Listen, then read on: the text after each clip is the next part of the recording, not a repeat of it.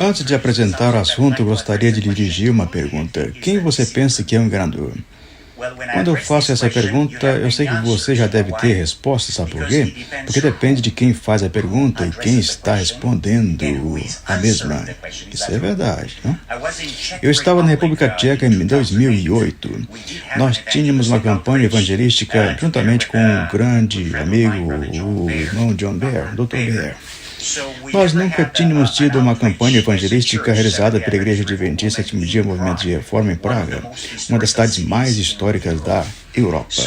Nós tínhamos um problema, e o problema era que a gente não poderia encontrar um tradutor do inglês para a língua tcheca. E no fim do dia, de algum modo, nós descobrimos um professor de inglês da Universidade de Praga. Mas o cavalheiro não acreditava em Deus.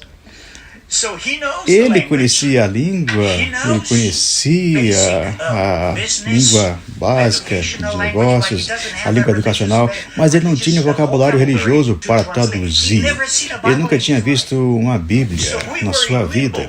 Nós estávamos no impasse, aceitar esse tradutor para colocá-lo numa dificuldade. Eu quero dizer, você sabe que ali você teria uma televisão nacional de Praga vindo para filmar o evento, muitas coisas boas. Agora, aqui você tem um tradutor que nunca teve uma Bíblia em suas mãos, que nunca foi exposto ao vocabulário inglês espiritual. Ele disse... Eu vou tentar fazer isso, mas a propósito, eu não creio em Deus. Eu tenho que me transpor para uma situação onde eu serei você. Você sabe, irmãos e irmãs, quando você está pregando o Evangelho, quando você vai a uma nação, na verdade, você fala inglês, você fala para o tradutor e o tradutor prega para a nação. É verdade, sim ou não? Isso é verdade, assim nós fizemos. De qualquer maneira a gente fez, vamos lá, vou fazê-lo. O seu nome era Gorka, o mesmo que George na língua tcheca. Desse modo, o Sr. Gorka fez um trabalho fantástico, estava estudando a Bíblia todos os dias comigo, a fim de que ele pudesse se familiarizar. E foi um dos momentos na minha vida quando eu pude jejuar 7 dias. Naquela campanha evangelística, eu não comi nada por 7 dias. E o Senhor ajudou. Eu bebi água. E eu vi que o coração desse homem começou a mudar. No final dos 8 dias, ele me disse: Senhor Olívio, eu quero dizer que no começo dessa campanha missionária, eu poderia declarar a respeito de mim mesmo como um ateu. E eu tenho que declarar depois de 8 dias que eu ainda me pergunto se Jesus é um enganador ou se ele é o verdadeiro Salvador do mundo. É por isso que, meus irmãos e irmãs, quando fazemos essa pergunta, quem é o enganador? Isso depende de quem faz a pergunta e quem responde essa pergunta, correto? E para confortar o Sr. Gorka, para confortá-lo, eu disse, quantos aqui já têm o costume de ler O Grande Conflito? Um dos livros mais brilhantes, um livro histórico que eu já encontrei em minha vida. E ali tem um nome que a autora menciona no livro O Grande Conflito. O seu nome é General Giska. Trata-se de um general morto defendendo o movimento da Boêmia no tempo de João Hus, no tempo que ele foi queimado. E Roma não cumpriu sua palavra, eles tinham chamado João para a cidade de Constança para ouvi-lo, para fazer uma interrogação teológica, e eles não mantiveram palavra e queimaram João Hus. Obviamente, baseado nessa violação da dignidade, como a papal nunca teve, o movimento boêmio começou a defender as suas fronteiras, porque houve uma guerra entre a igreja romana e o movimento boêmio. E depois que João Hus foi queimado,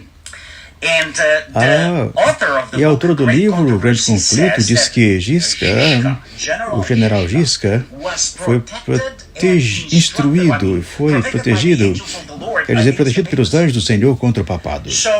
Então, voltando para o Sr. Dvorka, meu tradutor na República Tcheca, eu pensei que iria contar uma vantagem sobre a sua dignidade nacional, como Paulo fez quando trabalhava com os romanos. Ele se fazia romano, com os gregos se fazia de grego.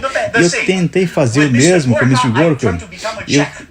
Tentei me tornar um tcheco, mas isso não funcionou.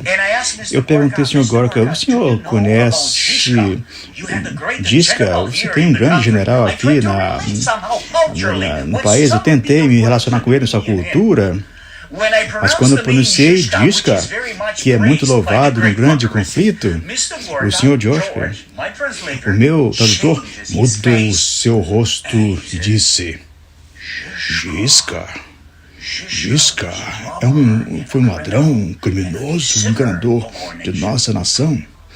Eu disse: o quê? Então entendi que a história oficial da República Tcheca foi reescrita pelos jesuítas. E sabe o que? Giska, que é um herói no grande conflito, é um enganador na história oficial do país. Uau! Que tipo de mundo estamos vivendo, irmãos e irmãs? É por isso que meu tema aborda essa semântica, esse senso de observação perspicaz, para ser enganado ou não ser enganado. Na verdade, o texto chave de Romanos, capítulo 11, verso 8, nos diz, como está escrito: Deus lhes deu espírito de profundo sono, olhos para não verem, ouvidos para não ouvirem. Até qual tempo, irmãos e irmãs? Isso tem uma conotação profética e tem uma aplicação profética do tempo e no espaço, até o dia de hoje. E olha, isso não é uma questão do tempo da nação dos judeus, quando o apóstolo Paulo estava vivo. Não, a Bíblia aplica esse texto. Haverá pessoas da sociedade que têm olhos, mas não veem, ouvidos que não ouvem, até o dia de hoje. Desse modo, vocês não podem descartar essa declaração dizendo: não, esse verso está desatualizado. Você não pode aplicar na sociedade de hoje. Não, a Bíblia não nos permite fazer isso, porque é uma expressão específica até ao dia de hoje. E indo um pouco mais adiante, porque para mim isso é uma utopia. Testemunho, volume 6. A mente foi dada a você para que descubra como trabalhar. Seus olhos lhe foram concedidos para que você discirna vividamente as oportunidades concedidas por Deus. Seus ouvidos destinam-se a escutar os mandamentos de Deus. Seus joelhos precisam dobrar-se 3 vezes ao dia em sincera prece. Seus pés necessitam percorrer o trilho dos mandamentos de Deus. Assim, quando nós voltamos, você vê aqui para algumas pessoas ou para um certo segmento da sociedade, eles têm olhos, mas não conseguem ver. Eles têm ouvidos, mas não conseguem entender. E no Testemunho, volume 6, nos diz que nós precisamos ter a mente com um propósito específico, nós temos que ter olhos e ouvidos, joelhos, temos pés para andarem nos mandamentos de Deus. Voltando para um dos mais desafiadores assuntos teológicos no tempo de Jesus Cristo, que era a ressurreição. Isso era um debate. E a sua autenticidade como Messias. Esta é a controvérsia mais feroz contra sua aparência, seu nascimento, sua vida. Ele era uma pessoa ou uma personalidade? Jesus Cristo foi ressuscitado, não? Eu quero fazer uma pergunta, irmãos e irmãs. Era a sociedade o mais alto nível da sociedade interessada na autenticidade de Jesus? Sim ou não? Sim, olha isso aqui. Pilatos queria saber se Jesus foi ressuscitado ou furtado para os discípulos. Isso é uma controvérsia que tem, sim ou não? Isso é uma controvérsia na sociedade do nosso tempo também. E assim, Pilatos, que era um juiz romano, fora da cultura hebraica, estava interessado. Eu quero saber a verdade. Eu quero saber a verdade. Eu não estou interessado em unidade, eu não estou interessado em algo que vai nos fazer ter um bom almoço juntos. Eu estou interessado na verdade. A verdade deve ser mais preciosa para você e para mim do que qualquer outra coisa. E Pilatos, apesar do fato de que ele não participava ou pertencia àquela cultura, ele queria conhecer a verdade. Ele chamou os soldados, correto? Ele queria um relatório dos soldados que não iriam ousar mentir a Pilatos, porque isso seria pena de morte para os romanos. Mas o problema é que a verdade era censurada pelo lobo que se tornou o pastor oficial. Isso é verdade? Isto soa como uma realidade da Bíblia, porque hoje nós temos o mesmo problema. O lobo, entre aspas, tem se tornado o pastor oficial do mundo de hoje. Estou aqui um pouco da cultura romena, aqui um dos melhores filósofos daquele país, Nikolai Yorga, disse: quando o ladrão grita por socorro, você deveria correr para salvar a vítima. Esse é o mundo onde vivemos. Quando o lobo, que é autorizado para ser o pastor, grita para lhe ajudar, você não deveria ir para ajudar o lobo, você deveria ir para ajudar a vítima, a ovelha. Correto? De fato, se você quer isso, você pode dizer: não, irmão Lívio, não venha com declarações filosóficas no culto divino, que é bastante justo. Mas o problema é, você quer a versão bíblica desta declaração? Quando você está vendo o ladrão que grita por socorro, quando de fato ele não é o menos que é representado como pastor, vamos para João capítulo 12, 16. Então um dos seus discípulos, Judas Iscariotes, filho de Simão, o que havia de trair, disse: por que não se vendeu este unguento por 300 dinheiros e não se deu aos pobres? Essa é a declaração oficial de Judas, correto? O que a Bíblia diz sobre a narrativa? Essa declaração oficial. Ele emitiu uma declaração oficial. Ora, ele disse isso não pelo cuidado que tivesse dos pobres, mas porque era ladrão e tinha bolsa e tirava o que ali se lançava. Então, você vê o lobo no pastor que era Judas, esse tipo de comportamento. Agora eu vou um pouco mais adiante e ver. Vamos considerar a ressurreição de Jesus Cristo tratado como uma teoria de conspiração, por quê? Vamos ler na Bíblia, vamos ficar na Bíblia hoje. Aqui. E no dia seguinte, que é o dia depois da preparação, reuniram-se os príncipes dos sacerdotes e os fariseus na casa de Pilatos, dizendo: Senhor, lembramos-nos de que aquele enganador, vivendo ainda, disse: depois de 3 dias ressuscitarei. Quem é o enganador aqui no contexto? Jesus. E quem diz sobre Jesus que ele é um enganador? As autoridades. As autoridades. As mais altas autoridades, consideradas como os indivíduos mais confiáveis daquela sociedade. Jesus era um enganador. Na sua perspectiva, eles disseram: lembramos-nos de que aquele enganador, vivendo ainda, disse: depois de 3 dias ressuscitarei. Certo, ele é um enganador. Por que você está com medo que ele vai ressuscitar? Você disse que ele é um enganador. E por que você está com medo que ele vai ressuscitar? Você vê? Ele é um enganador porque ele rouba a influência de nós. Mas nós estamos com medo de que ele disse que seja verdade. Mas, sabe, nós ainda chamamos de enganador. Em Mateus 27, 62, manda, pois, que o sepulcro seja guardado com segurança até o terceiro dia. Não se dê o caso que os seus discípulos vão de noite e o furtem, e digam ao povo, ressuscitou dentre os mortos. E assim o último erro será pior do que o primeiro. Muito bem. Quem é que cria a teoria da conspiração aqui? Quem cria a teoria da conspiração aqui? Os discípulos ou as autoridades? Assim, quando eles falaram isso para Pilatos, onde que eles conseguiram essa retórica, essa narrativa?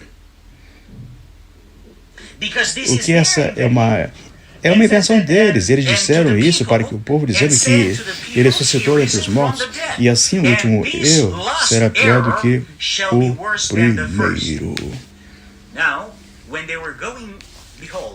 E quando iam, eis que alguns da guarda chegaram na cidade e anunciaram aos príncipes sacerdotes todas as coisas que haviam acontecido. Eu quero ir para as evidências. E congregados eles com os anciãos, tomando conselho entre si, os anciãos e as autoridades de Israel se reuniram como no evento 201, se você quiser. Você sabe, procuraram se reunir com você, sabe? E se nós temos uma situação difícil aqui, se a verdade vem à tona, nós estamos perdidos. E eles tomaram um conselho. E claro que essa foi uma reunião secreta. E deram muito dinheiro para os soldados. E dizem, assim, deu então para os soldados para falsificar o relatório correto. Isto soa familiar na nossa sociedade de hoje. Falsificar, eu quero dizer, aquelas pessoas que eram tão piedosas, tão religiosas, com tanto dinheiro, poderiam subornar os soldados. Pilatos poderiam absolutamente subornar qualquer pessoa, porque eles tinham dinheiro. Isso soa familiar em nossa sociedade? Ou ainda estamos sonhando na bolha de que nós estamos vivendo uma sociedade que todo mundo nos ama tanto? Eles lhe deram muito dinheiro. Eles deram muito dinheiro aos soldados. E digam assim. Então deram a ler um relatório para ler. E você vê ali quando as pessoas chegam para... Cada vez que tem uma declaração, então tem que ler ali um pedaço de papel. Ninguém sabe quem escreveu aquele papel, mas tem que você ficar ali. Você pegar a narrativa de acordo com o que está o roteiro. Eles dizem o que você tem que dizer. Então eles tinham um roteiro daqueles dias. Eles têm um roteiro nesses dias ainda também, irmãos e irmãs. O relatório oficial. Vieram de noite os seus discípulos e, dormindo nós, o furtaram. Essa foi a retórica, a narrativa, essa foi a descrição que os fariseus, os líderes, colocaram na boca dos discípulos. Isso significando que esses religiosos, piedosos, intelectuais de Israel, ensinaram os soldados a mentirem. Minha questão, você deveria dizer isso. Quem deveria dizer isso? Vieram de noite os discípulos e, dormindo nós, o furtaram. De quem eram essas palavras? Líderes religiosos, pessoas intelectuais que faziam política, porque naquele tempo eles estavam misturados. A propósito, irmãos e irmãs, e todo o tempo, quando você faz uma declaração, desgosta ou incomoda alguém, diz, olha, irmão, tem muita politicagem. Não, quando nós falamos a respeito do Apocalipse 13, isso é política, correto? Temos que ter muito cuidado com o que chamamos de política, porque se a gente fica com a Escritura, nós encontramos que o povo de Deus sempre esteve em tumulto e política desde sempre, de Esther até sempre problemas políticos, Daniel, um debate político e tantos outros. Quando você chama algo de alguma declaração como política, nós deveríamos ter bastante cuidado. Apocalipse 13, Daniel 7 são fatos políticos que surpreendem pela profecia bíblica. Isto se tornou oratório oficial. E quem criou esta conspiração? Os discípulos ou as autoridades? Você pensa que os nossos dias são diferentes? Se nós estivéssemos dormindo, como nós saberíamos quem furtou o corpo de Jesus? Você vê mentira sobre mentira. Primeiro você dá o dinheiro e você ensina-os a mentir, mas a mentira precisa se sustentar com uma outra mentira, certo? Na verdade não precisa se suportar com uma outra verdade, não. Mas a mentira precisa sempre que suporte uma outra mentira. Se você estava dormindo, como é que você sabe quem roubou o corpo? Você vê? E nessa teoria de conspiração, isso é uma verdade bíblica, não foi inventada pelo povo de Deus. Isso foi inventada pelos homens poderosos deste mundo com dinheiro e influência. Independentemente se o aspecto político ou do aspecto religioso, isso é um fato, a menos que você não creia mais na Bíblia.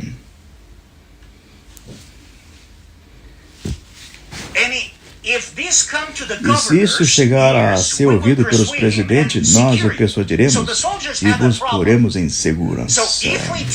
Então, soldados, sem problema, se nós falarmos isto para o mundo, como eles nos ensinaram a mentir, nós estaremos mortos amanhã. Pilatos vai ordenar, nós dormimos e nós não estamos na guarda, então,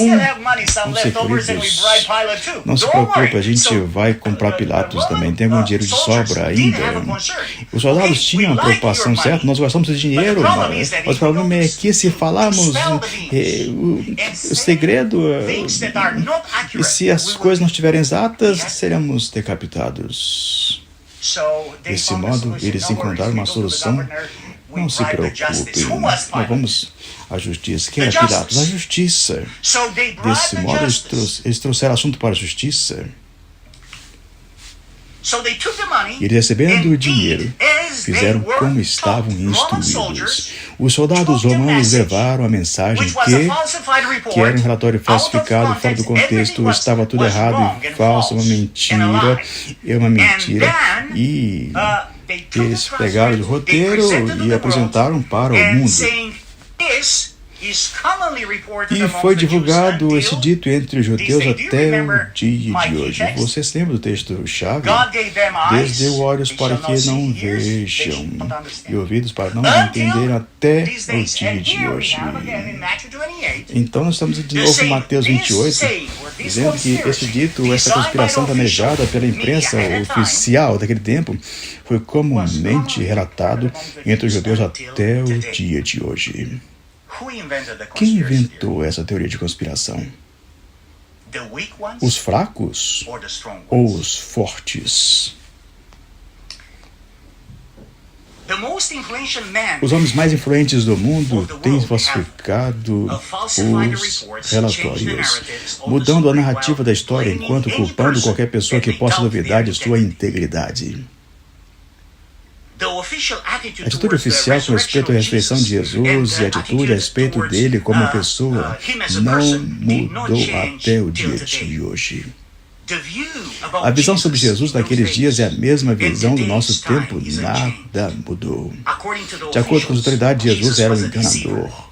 E sua ressurreição foi uma conspiração criada pelos seus discípulos. Isto é o que é conhecido naquele tempo, como é conhecido hoje. Voltando para os romanos, eles têm olhos, mas que não podem ver, e ouvidos que não podem ouvir. Quando você olha para essa declaração, você entende que o mundo daquele tempo é o mesmo mundo de hoje, irmãos e irmãs.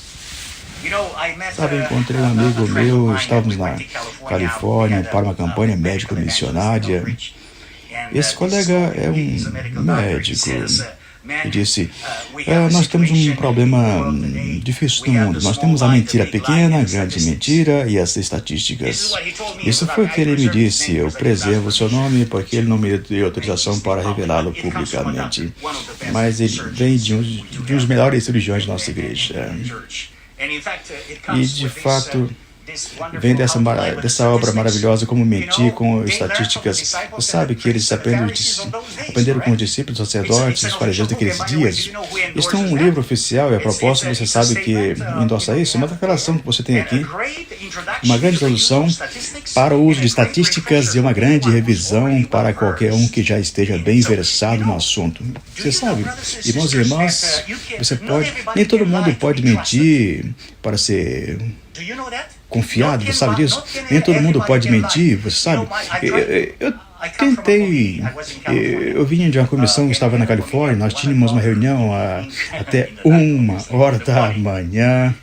Sim, e eu estava branco, dando um pálido, e não tínhamos bastante oxigênio, fomos bastante amigáveis uns com os outros, e quando eu chegar em casa, minha esposa disse: o que está errado com você? Eu disse: nada, eu tentei mentir.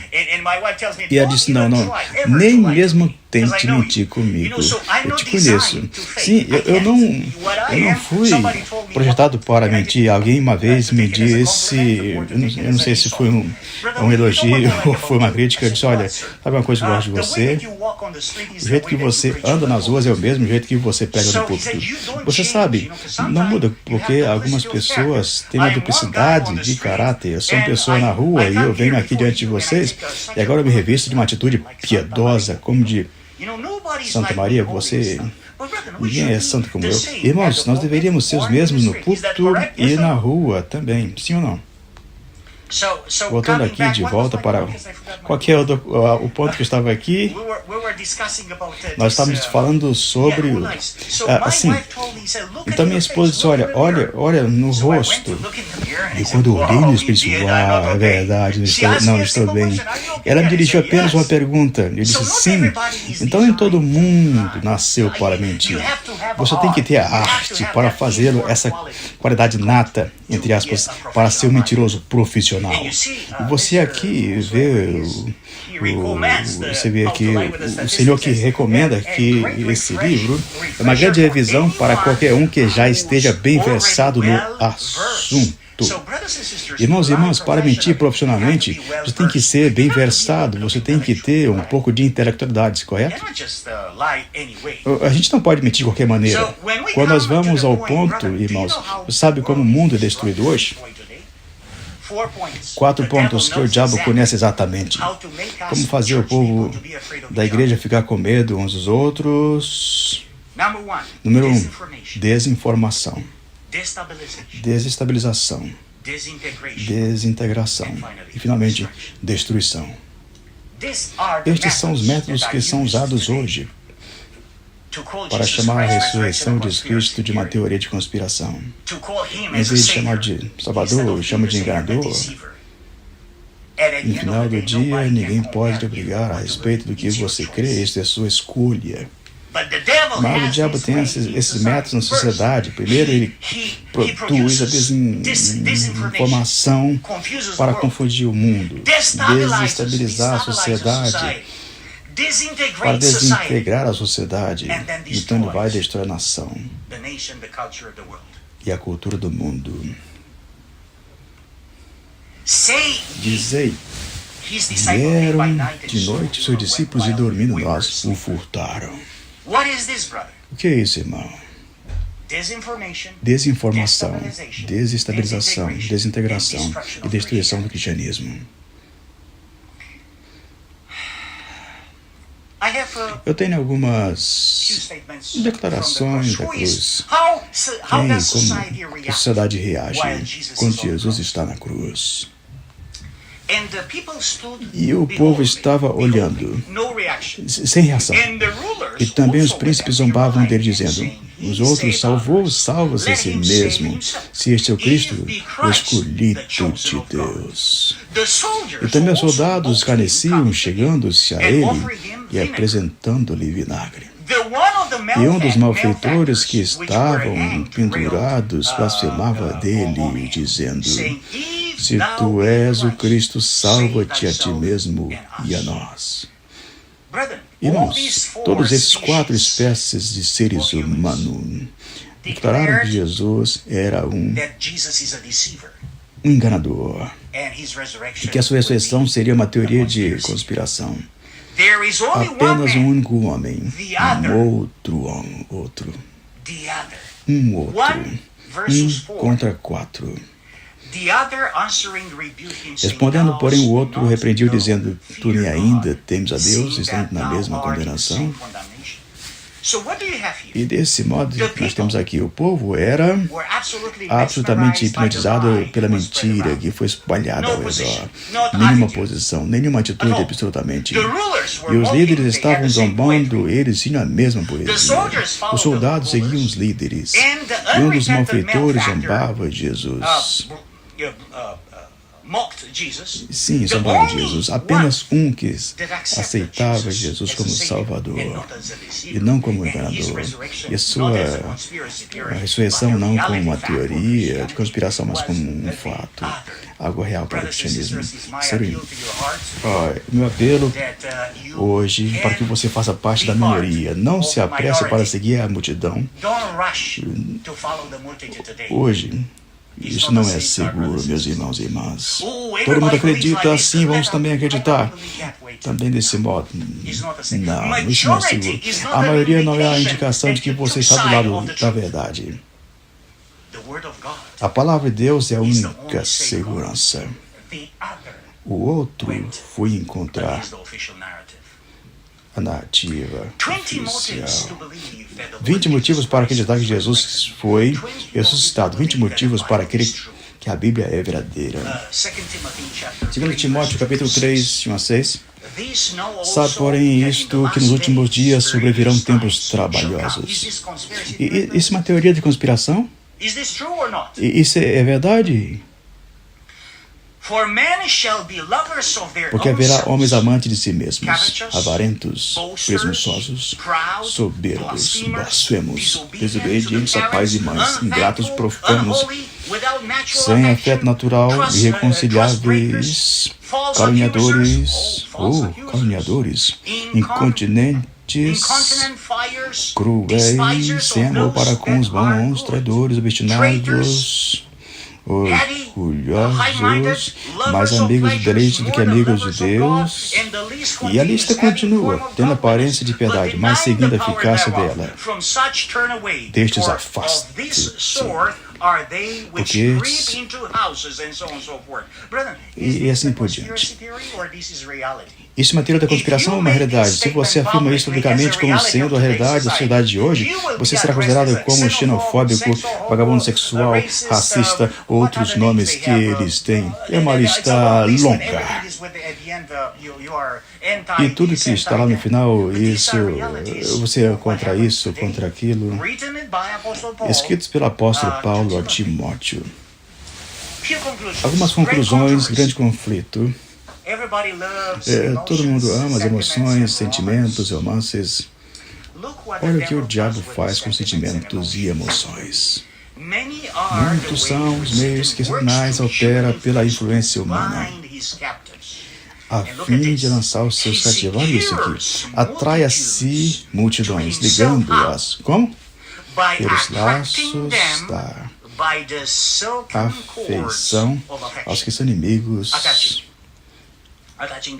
Olha aí, pelos laços da afeição aos que são inimigos da cruz de Cristo. Desse modo, então o que acontece? O que o inimigo usa nos últimos tempos, no último tempo antes da volta de Jesus? As afeições, a especulação, sentimentos, emoções, para quem? Seja qual for essa ligação paternal, filial, conjugal, social, o efeito é o mesmo. Os inimigos da verdade exercem sua força no sentido de reger a consciência. As almas postas sob o seu domínio não têm coragem ou independência suficientes para obedecer às suas próprias convicções do dever. E uma das últimas declarações que eu tenho: as autoridades farão leis para restringir a liberdade religiosa. Rogar-se-ão o direito que só a Deus pertence. Você se sente confortável? Isto é o que ocorre hoje ou está tudo bem? As autoridades farão leis para restringir a liberdade religiosa, alegar-se-ão um direito que só Deus pertence.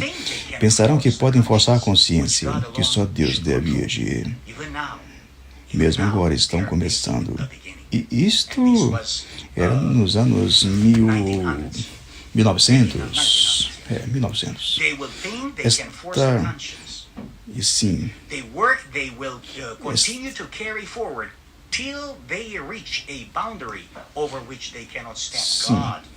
Esta obra continuará a levar avante até chegarem a um limite que não podem transpor. Deus se interporá em favor de seu povo leal, observador dos mandamentos.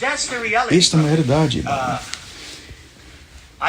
Eu creio, sem dúvida. Os homens vão certamente estabelecer suas leis para anular as de Deus. Procurarão obrigar a consciência de outros e, em seu zelo para impor essas leis, oprimirão os semelhantes. A guerra contra a lei divina, começada no céu, continuará até o fim do tempo. Todo homem será provado, obediência ou desobediência. Essa é a questão a ser assentada por todo mundo. Sem dúvida, isso irá acontecer conosco e com você, com todos nós, eu acredito.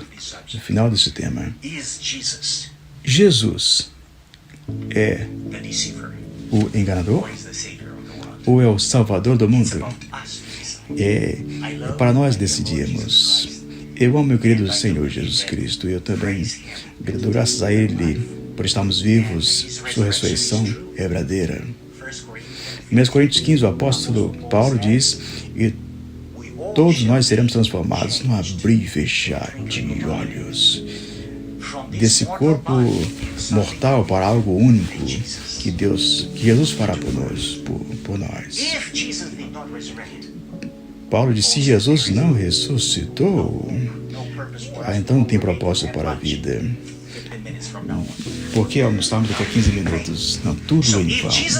Desse modo, se a ressurreição de Cristo é uma teoria de conspiração, então estamos perdidos. Nós não temos nenhuma bússola moral para onde estamos indo. Mas graças a Deus que nós temos a palavra da profecia que é estipulada pela Escritura, e esta é uma luz nas trevas. O Senhor breve virá. Eu realmente acredito que Ele vai nos levar para casa, irmãos e irmãs. Meu apelo para cada um de nós é para pararmos de estarmos com medo uns dos outros e para amarmos uns aos outros, respeitar uns aos outros, para ficarmos mais unidos do que nunca tivemos antes. Porque a nossa união com Cristo, é a mais poderosa das armas contra o diabo. Nada que tema mais do cristianismo é de ver um remanescente do povo de Deus, guardadores dos mandamentos de Deus, unidos em Jesus. O desejo e a minha oração que nós possamos ir para casa em breve. Eu o amo, sinto falta dele e quero estar com ele no seu reino. Amém.